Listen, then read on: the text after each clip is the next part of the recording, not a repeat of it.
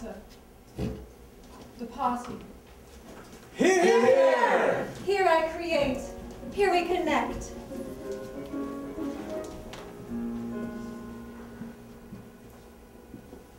Heaved back into the heat, fervent rushing insides bound to spill out, to spill over.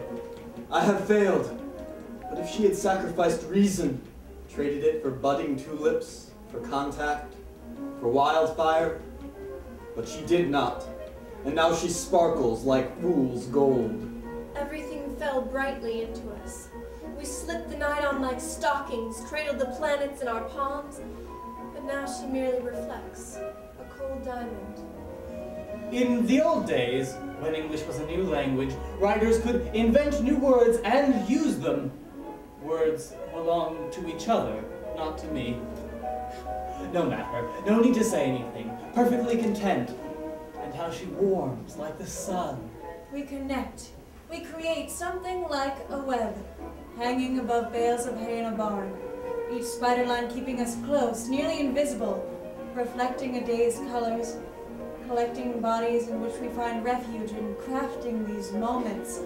These people to bring us out of dark places, we find them here, dancing. More and more of our men come home irrevocably altered, stricken, traumatized, and they don't seek help. It's a damn shame. Only today an untreated patient succumbed, killed himself, threw himself out of a window. Oh.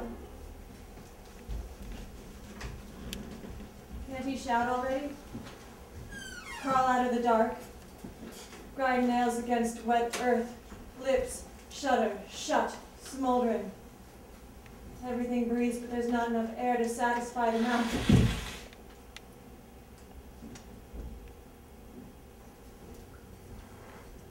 One asks too much of words.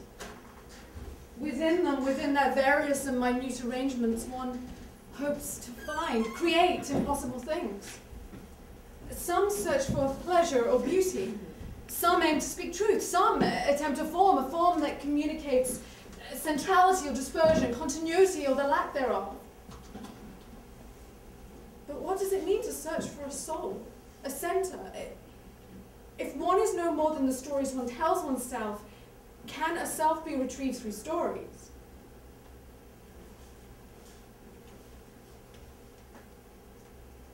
Can words deliver a life over time?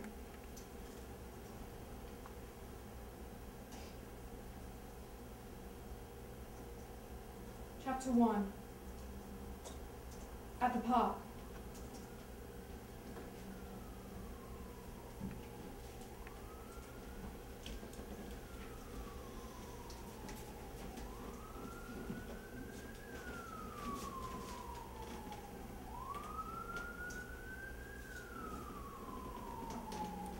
I've gotten so thin it kept falling off. I was afraid I would lose it. I put it on a chain, on my neck, see? So, it's begun. The outsider, the anomalous.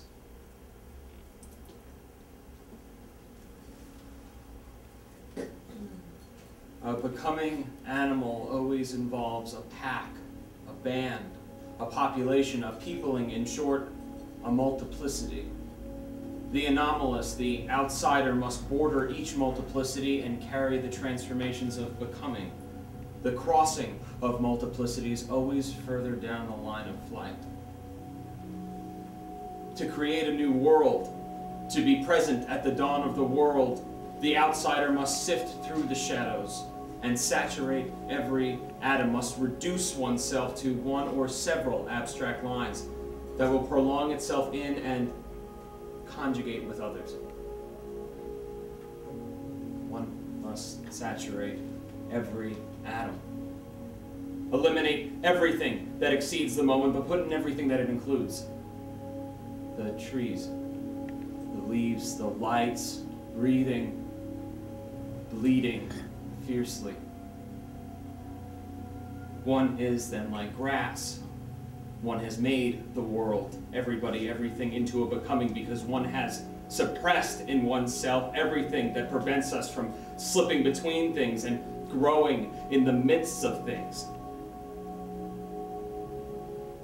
But one is all too familiar with the dangers of the line of flight and with its ambiguities.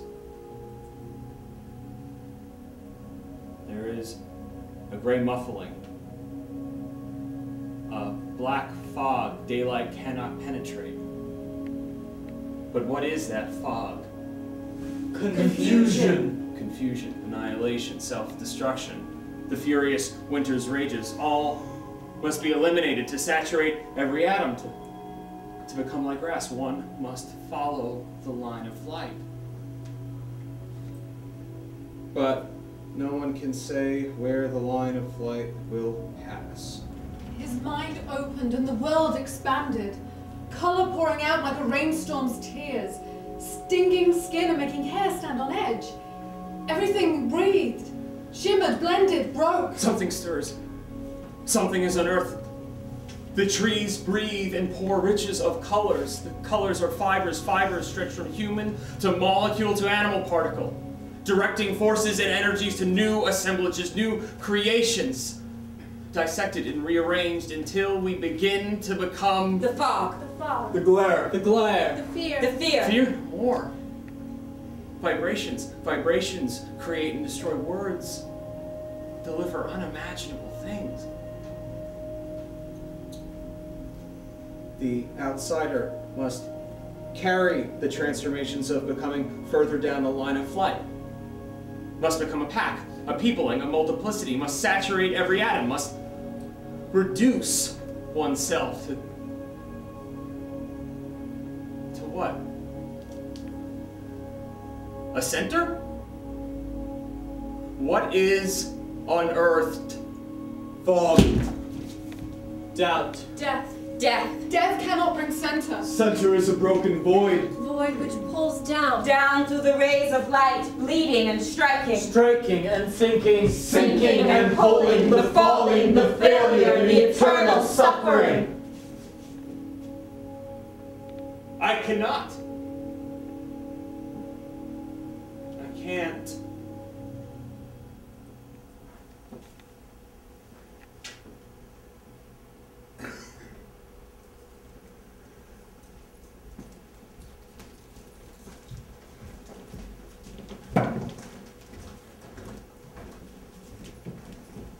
In our houses, in the streets, in the fields, so many centuries.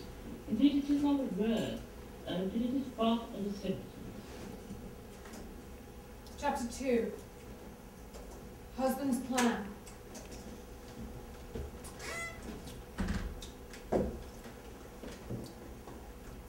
In the old days, of course, when English was a new language, writers could invent new words and use them. Nowadays, it's easy enough to invent the words. They spring to the lips whenever we see a new sight or feel a new sensation. But we cannot use them because the English language is old. So we must use what we have to describe what we feel, despite the inadequacies of what we have. We must speak.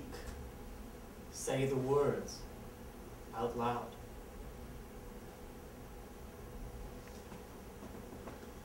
Say, I love you.